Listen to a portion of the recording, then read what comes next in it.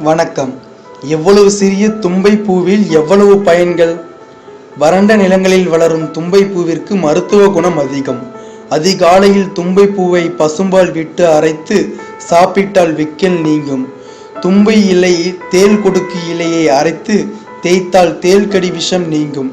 தும்பை பூவையும் பெருங்காயத்தையும் அரைத்து கடுகு எண்ணெயில் கலந்து காய்ச்சி வடித்து வைத்து சொட்டு மருந்தாக காதுக்குள் விட்டால் காதில் சீவடியும் பிரச்சனை நீங்கும். எனவே மேலும் விவரங்களை தெரிந்து கொள்ள சப்ஸ்கிரைப் செய்க. நன்றி.